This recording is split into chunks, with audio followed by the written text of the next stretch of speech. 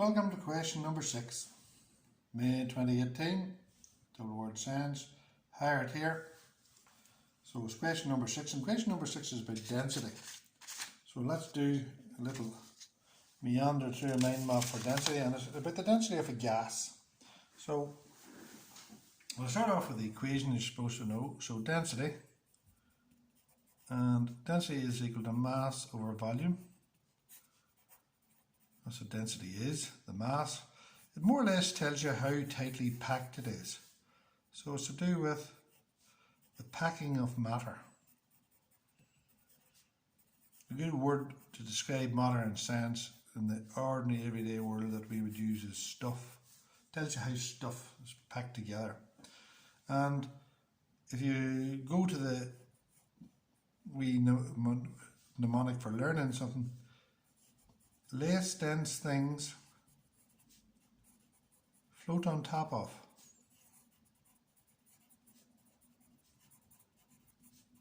more dense things. Right?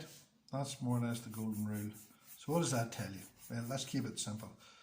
We're going to talk about a solid, a liquid, and a gas. If you have things that don't mix, they are immiscible. Well, you'll always have the solid at the bottom, you'll always have the liquid in the middle, and you'll always have the gas floating on the top. The liquid floats on top of the solid and the gas floats.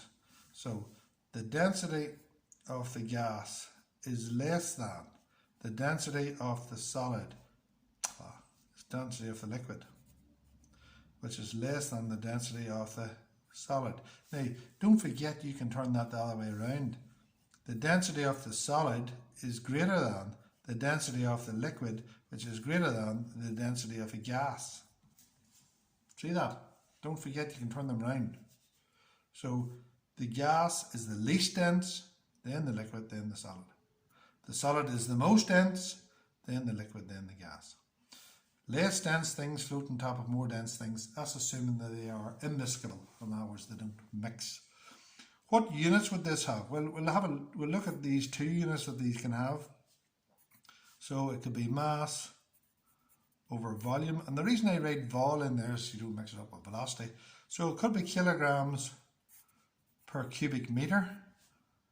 Now way of writing that, kilograms per cubic meter. See the way I brought the power up? It could also, we'll write down again, mass over vol. It could be grams per centimetre cubed. Now way of writing that, grams per centimetre cubed.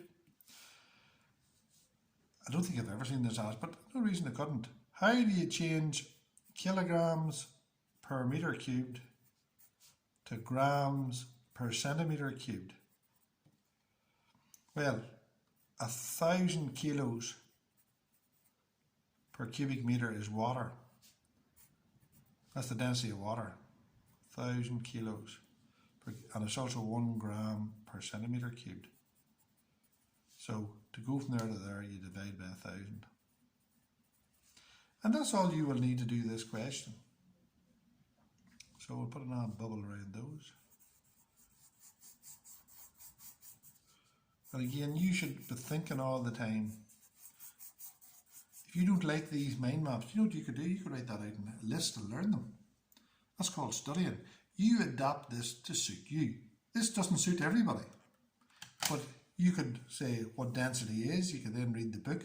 You might just be able to read the book. That might be good enough for you to study. So let's do the question. A student is attempting to find the density of gas in a balloon. We're expecting the density to be very small because it floats on top of everything. Some of the students' data is shown in the table below. So, mass of empty balloon, 12 grams. 1 decimal place. Do you see that? Just worth looking at. You could also say 3 significant figures. Mass of the balloon filled is 12.8 grams. Volume inside the gas. So, use the data on the table to calculate the density. So, density is equal to mass over volume. There's going to be a mark for that, so I'll write it down. Now I have to find the mass of the gas. So mass of gas is equal to 12.8, take away 12 is 0.8 grams. So it's 0.8 grams over the volume, 400. Now we're going to get a small number here. We're looking 5 marks, so there's probably a mark for that. There's probably a mark for that. There's also a mark for the unit, because they're not given the unit. You see that? So, and we know, look, see if you look at the mind map, this is what I'm saying. I know it could be grams per centimetre cube. You see all that? You have to learn that.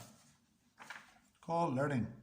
So, 0.8 divided by 400 gives me 2 by 10 to the minus 3.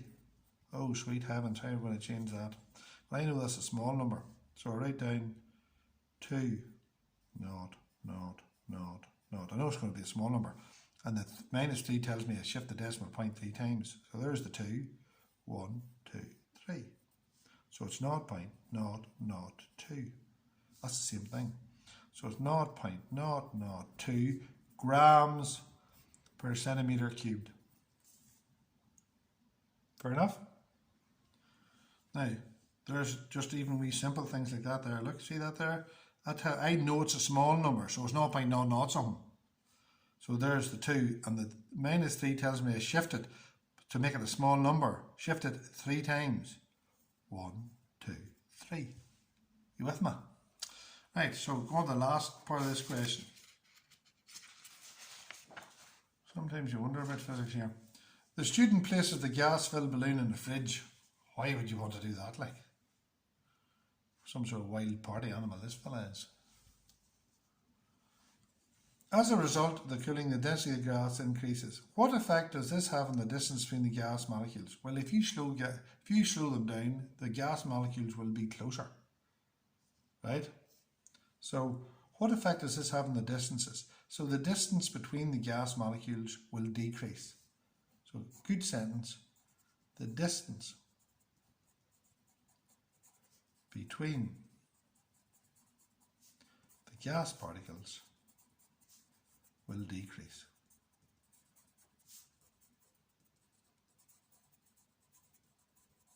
And there you have it. Question done. Quick look at the mind map again. There's it all there for you. Everything's there for the density. For that question, might be, difference between the solid, liquid, and gas. It's all there. You sit down, you learn that. Remember, work beats brains when brains won't work. There's so much there. This is a great basis for your A level too. If you want to do an A level in physics, start working now. Hopefully, we'll see you in question number 7.